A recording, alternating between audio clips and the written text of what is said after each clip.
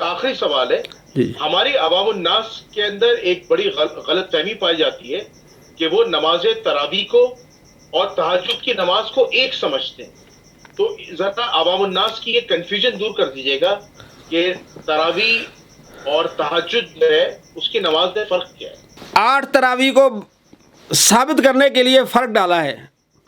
8 تراویح کو ثابت کرنے کے لیے، کیونکہ ہم جو کہتے ہیں نا کہ بھئی حضرت عائشہ رضی اللہ تعالیٰ عنہ فرماتی ہیں کہ یہ جو ہے وہ اس کے تہجد کے بارے میں ہے، تو اس 8 کو کیونکہ وہ کہتے ہیں وہ جو تہجد نہیں بلکہ تراویح ہے.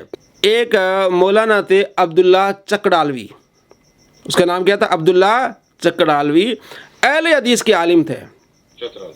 سب سے پہلے یہ کام انہوں نے شروع کیا تھا. انہوں نے کہا جی یہ اپنا تہجد اور تراویح کوئی الگ چیز نہیں ہے بلکہ ایک ہی چیز ہے. اس کو انہی کے عالم، اہل حدیث کے عالم مولانا ثناء اللہ عمر تسری نے خوب ٹکا کے جواب دیا تھا کہ بھی تمہارا دماغ کدھر ہے. تراویح ہوتی ہے عشاء کے بعد سونے سے پہلے، اور تہجد ہوتی ہے سونے کے اٹھنے کے بعد ہوتی ہے. تہجد کا معنی استيقظ ہوتا ہے، اٹھنا ہوتا ہے، تو ایک نہیں ہے. اور حضرت عمر رضی اللہ تعالیٰ عنہ بھی جب آپ آئے ہیں اور آپ فرماتے ہیں کہ یہ تراویح پڑھ رہے ہیں اور ایک اٹھیں گے تو تہجد پڑھیں گے، ٹھیک ہے. تو یہ الگ نمازیں ہیں تراویح اور تہجد. تہجد کو کہتے ہیں قیام اللیل بھی کہتے ہیں، تراویح کو قیام رمضان کہتے ہیں. یہ 4 نام ہو گئے: تراویح، قیام رمضان، قیام اللیل، تہجد. تو تراویح اور قیام رمضان ایک چیز ہے، قیام اللیل اور تہجد کیا ہے؟ ایک. اب چونکہ میں نے اس پر کام کیا ہے، میں آپ کو بتاتا ہوں کہ جو شیخ زبیر الجزئی جو انجینئر صاحب کہتے ہیں کہ میرے یہ استاد ہیں، وہ 2 نمبری کیسے کرتے ہیں اور میں نے کیسے 2 نمبری پکڑی ہے ان کی، وہ ذرا میں آپ کو تھوڑا سا یہ دکھانے لگا ہوں کہ وہ کرتے کیسے ہیں. اچھا یہ دیکھیں نماز تراویح اور تہجد میں فرق. شیخ زبیر کا ماننا ہے کہ تراویح، وطر، قیام اللیل، قیام رمضان ایک ہی نماز ہے. چنانچہ ایک اچھا اپنی کتاب میں کیا لکھتے ہیں؟ کہتے ہیں تہجد، تراویح، قیام اللیل، قیام رمضان اور وطر ایک ہی نماز کے مختلف نام ہیں. ایک جگہ انہوں نے یہ لکھا ہے، ٹھیک ہے نا. اب آگے کیا لکھتے ہیں؟ آگے لکھتے جب ان سے ایک اور سوال ہوتا ہے، اب اس کا سوال کا جواب دیتے. کہتے ہیں سائل کا سوال صرف قیام رمضان سے متعلق تھا، جس کو تراویح کہتے ہیں. تہجد کی نماز کے بارے میں سائل نے سوال ہی نہیں کیا تھا.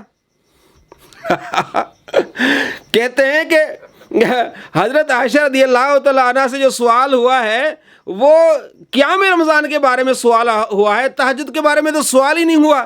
بھائی آپ ایک صفحہ پہلے آپ کہہ چکے ہیں کہ قیام رمضان، تراویح، تہجد ایک بات ہے. اب ایک صفحے کے بعد آپ یہ کہہ رہے ہیں کہ تراویح اور ہے، تہجد اور ہے. حضرت عائشہ رضی اللہ تعالیٰ عنہ سے جو پوچھا گیا، حضرت عائشہ رضی اللہ تعالیٰ عنہ سے جو پوچھا گیا وہ قیام رمضان، تراویح کے بارے میں پوچھا گیا، تہجد کی تو بات ہی نہیں ہے.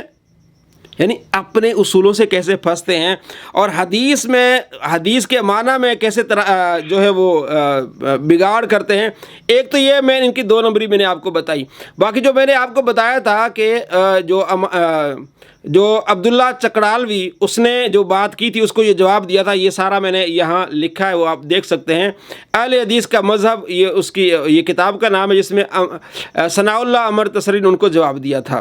آگے میں آپ کو وہ حدیث جو حضرت عائشہ رضی اللہ تعالیٰ عنہ یعنی جو روایت کرتی ہیں اس میں دیکھیں کس طرح انہوں نے 2 نمبری کی ہے. یہ ذرا آپ دیکھ لیں. یہ شیخ زبیر الجزئی نے ترجمہ کیا ہے.